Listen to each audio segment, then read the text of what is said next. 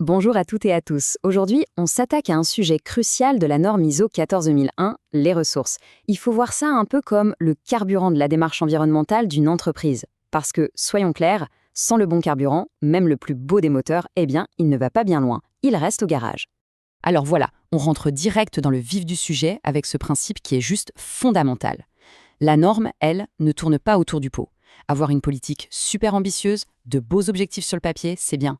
Mais si derrière, les moyens ne suivent pas, eh ben ça reste des mots. C'est du vent. C'est vraiment la base de tout le système. C'est la question, n'est-ce pas? Que veut dire adapter? C'est le mot clé, en fait. Ça sous-entend qu'il n'y a pas de solution toute faite. Alors, comment on passe de ce grand principe un peu abstrait à des choses très concrètes? C'est exactement ce qu'on va décortiquer ensemble. Allez, voici le programme. On va d'abord voir le pourquoi, ensuite le quoi, puis le comment, et pour finir, on regardera les signaux qui doivent alerter et bien sûr comment un auditeur voit tout ça sur le terrain. C'est parti! Ok, première étape, le pourquoi. C'est super important de bien comprendre qu'un système de management environnemental, un SME, ce n'est pas un projet avec un début et une fin. Non, c'est un organisme vivant qui a besoin d'énergie, de carburant en permanence pour tourner et s'améliorer. Et la norme est très précise là-dessus. Regardez bien les mots. Établir, mettre en œuvre, tenir à jour et améliorer. On a là tout le cycle de vie du système. Chaque étape a besoin de ressources spécifiques, il ne suffit pas de lancer la machine, il faut aussi l'entretenir et la faire évoluer. Et là, on met le doigt sur un point essentiel, la proportionnalité. Ce qui est intéressant, c'est que la norme ne dit pas « il faut dépenser tant », non. Ce qu'elle demande, c'est de la logique. Les moyens mis en place doivent être cohérents. Ils doivent coller à la taille de l'entreprise, à ses activités et surtout à ses enjeux environnementaux. C'est évident qu'un gros site industriel n'aura pas du tout les mêmes besoins qu'une petite boîte de service. Bien, passons maintenant au quoi. Quand on dit ressources, souvent, le premier réflexe est de penser argent, budget. C'est une erreur classique. En réalité, c'est beaucoup, beaucoup plus large que ça.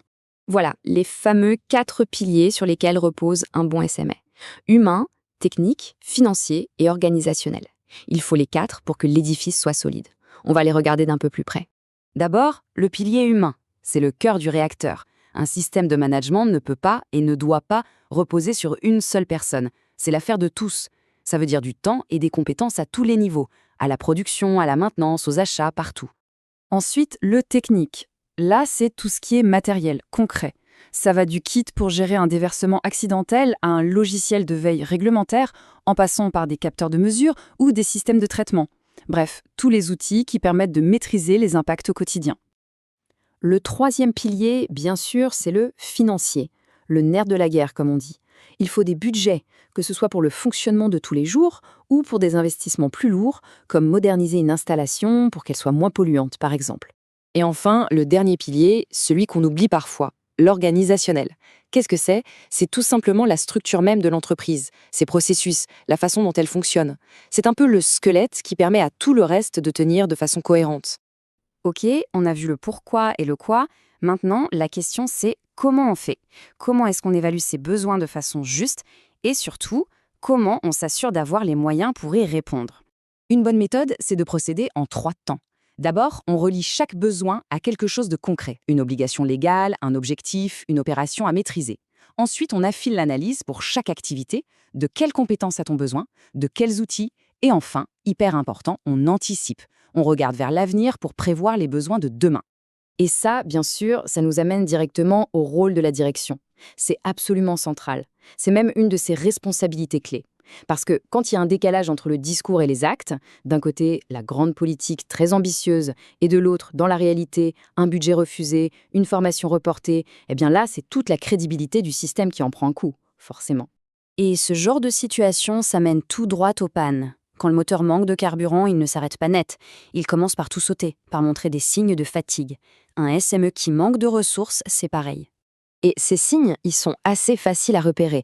On voit une documentation qui n'est plus à jour, des objectifs qui ne sont plus suivis parce qu'on n'a pas les données, les actions correctives s'empilent sans être traitées, et le pire, c'est quand tout repose sur une seule personne qui est au bord de l'épuisement. C'est une réaction en chaîne en fait. Alors, comment est-ce qu'on vérifie tout ça lors d'un audit? C'est un peu l'heure de vérité, le moment où l'on voit si le système est une belle machine bien huilée ou juste une carrosserie vide. C'est une excellente question. L'auditeur ne va pas se contenter de demander « il y a un budget ?» Non, son approche va être beaucoup plus fine pour évaluer la cohérence de l'ensemble. L'auditeur va en fait jouer au détective. Il va collecter tout un faisceau de preuves. Les budgets, oui, mais aussi les organigrammes, les plans de formation, les comptes rendus de réunion. Et surtout, il va parler aux gens sur le terrain, à tous les niveaux. C'est en croisant toutes ces informations qu'il se fait une idée juste de la situation. Au final, la question n'est pas combien ça coûte.